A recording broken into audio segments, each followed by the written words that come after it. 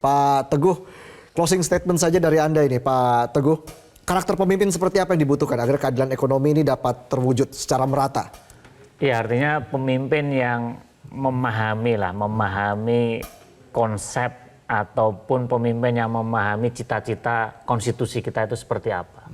Bahwa konstitusi itu mengamanatkan merdeka, bersatu, berdaulat, adil, dan makmur. Kata makmur itu terakhir. Berarti kan ada keadilan yang harus diutamakan. Menurut saya memang dibutuhkan pemimpin yang punya visi, artinya gini, punya visi ini kan Indonesia Emas 2045. Ya. Dari sebuah visi itu harus diturunkan menjadi aksi, ya, dan menjadi dari aksi nyata, bukan hanya sekedar janji. Bagaimana kita menunggu pemimpin yang seia sekata antara kata-kata dan janji. Bukan hanya sekedar visi di alam mimpi. Ya. Prof. Ikrar. Gini, Bung Karno mengatakan ya, bahwa Indonesia itu milik semua. Dan semua itu juga memiliki yang namanya Indonesia. Jadi satu untuk semua, semua untuk satu. Nah, yang jadi pertanyaan kita, itu apakah kemudian seorang pemimpin itu ya, seorang negarawan itu memang memvisikan Indonesia ke depan itu adalah milik kita bersama dan semuanya punya kesempatan yang sama ya. Baik orang itu yang misalnya berasal dari Papua, Aceh, Jawa dan sebagainya. Baik itu status sosial ekonominya tinggi, menengah atau yang bawah gitu. Nah, makanya kemudian gagasan-gagasan mengenai pendidikan, terus kemudian dana untuk usaha, kesempatan kerja, dan juga kesempatan berusaha, kesempatan untuk memperoleh akses dalam bidang politik. Semua itu sama untuk semua golongan. Betul, begitu ya, Prof. Ikrar. Baik, saya ke Pak Sukidi. Pak Sukidi, jadi seperti apa karakter pemimpin yang Anda ingin lihat, Pak Sukidi, yang dibutuhkan agar keadilan ekonomi dapat terwujud? Pemimpin yang kita butuhkan ke depan adalah pemimpin yang melunasi janji-janji kemerdekaan.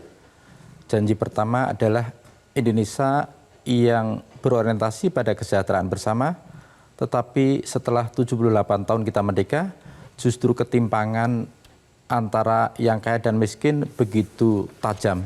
Karena itu kita membutuhkan pemimpin yang mampu mengikis ketimpangan yang terlalu besar menuju kesejahteraan yang setara, yang adil, makmur, dan berdaulat.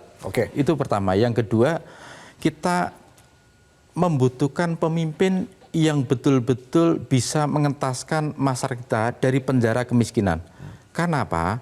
Karena kemiskinan adalah tantangan terbesar kita dalam ber-Indonesia. Kita menghendaki Indonesia yang setara, tetapi yang kita saksikan adalah Indonesia yang timpang.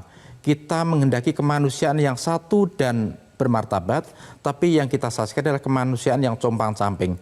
Karena itu kita menuntut pemimpin yang kita butuhkan ke depan adalah pemimpin yang mampu mewujudkan kemanusiaan yang satu dan setara, adil dan beradab. Itulah pemimpin yang kita idam-idamkan dalam membawa Indonesia ke arah negara yang maju. Dan jangan lupa tanggung jawab negara adalah untuk mencerdaskan bangsa. Seperti itu. Terima kasih Pak Sukidi, Prof. Ikrar, Pak Teguh sudah bergabung bersama kami di Visi Negarawan. Tentunya kita juga harus optimis. Indonesia menuju Indonesia Emas 2045. Pemirsa, dalam pidato 1 Juni 1945, Bung Karno menyebut kemerdekaan sebagai jembatan emas untuk mewujudkan masyarakat yang cerdas dan sejahtera. Namun dalam buku Mencapai Indonesia Merdeka, Bung Karno mengingatkan bahwa revolusi Prancis akhirnya membuat kaum borjuis berkuasa. Rakyat jelata yang sebelumnya ditindas sistem feodal berganti ditindas pemilik kapital. Kesejahteraan adalah janji kemerdekaan.